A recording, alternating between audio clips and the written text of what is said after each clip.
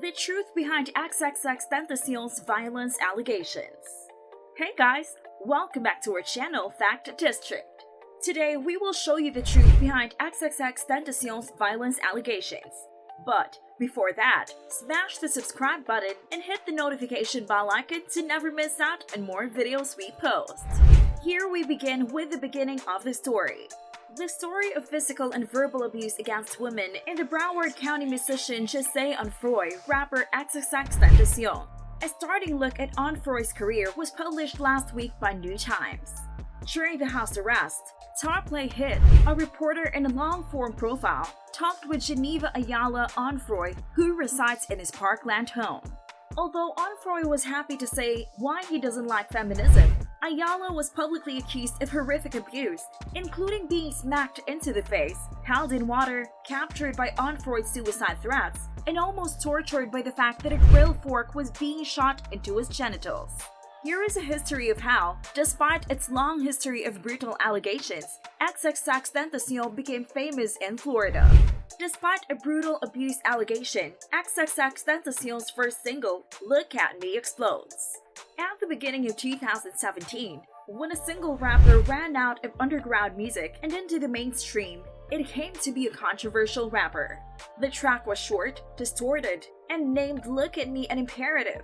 However, when listeners and the media took his instruction to heart, they discovered details of the past of Onfroy, including brutal domestic abuse claims. When the claims were made, the singer united with Chris Brown to Harvey Weinstein, accused of abuse, to instill a national conversation about an old question: can art from problem artists be separated? But unlike Brown, Weinstein, or any of his peers, whose work was previously known to them, Onfroy's famous and extreme criminal charges are closely related. As Denzel Curry once said during an interview with Hot New Hip Hop, his friend and fellow rapper, it is X that has blamed him when he's gotten into trouble. The continued commercial viability of Onfroy is often a statement to what the accused assailants in the court of public opinion can continue to do, mainly when their victims, like the ones of Onfroy, are low-income, colorful women. But following a review of several hundred pages of court documents, a 2-hour conversation with a singer, and interviews with his alleged victim, old friends, colleagues, fans, and enemies, it does not emerge as a supervillain's portrait. This is instead a grim portrait of a bland, disgusting, half-like figure whom women all around the globe encounter every day. Someone who was not profoundly added as pathetically insecure, who was obsessed by power and unable to follow an essential guideline of human behavior. It's that straightforward, says his accuser. Not everyone gets hit. The rapper promises to have an anti-rape event during Art Basel 2017, which never happened, despite allegations of abuse against him.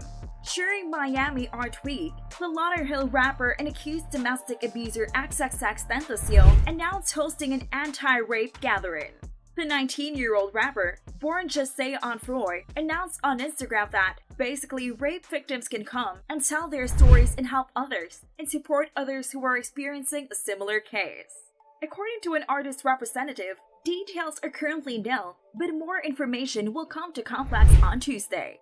The rapper's status as an alleged sex offender makes this announcement rather odd. He waited for a 4-charge trial, including a pregnant woman's aggravated battery and the witness's fault. This past January 25, X pleaded not responsible and called the accusations made. After posting a video claiming to have hit her, the rapper then sues a woman for defamation. No reasonable person is rapper XXXTentacion. He has been charged with certain genuinely horrific crimes, which the New York Times has extensively detailed. But somehow, he continues to find his way back to the news, and this time it is to sue a woman who accused him of having hit her. Video of the rapper Jesse Onfroy showed a young lady in her head. Both of these seem to pose for Snapchat. The title reads, "I hate this nigga." In the judgment of Onfroy, the video is not recent, but it was sufficiently alarming to get prosecutors' attention. The legal team of Onfroy initially answered by calling it an inoffensive gesture. Obviously, the actors are friends in this video and also clearly act in a jest, Pitchfork said. We are advised that the wife was located in the video and that it was a joke rather than an assault that the activity depicted. However, shortly after that, the woman seemed to be able to straighten the record. It was terrifying for me to imagine someone doing that without being provoked, because of those who wonder why I haven't come out earlier. She said in a story about Instagram called @LilBCup. At 16? Let alone those who were associated with him?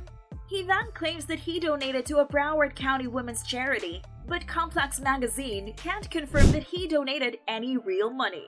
So, XXX had a lot of good news about his promised donation amidst this legal drama.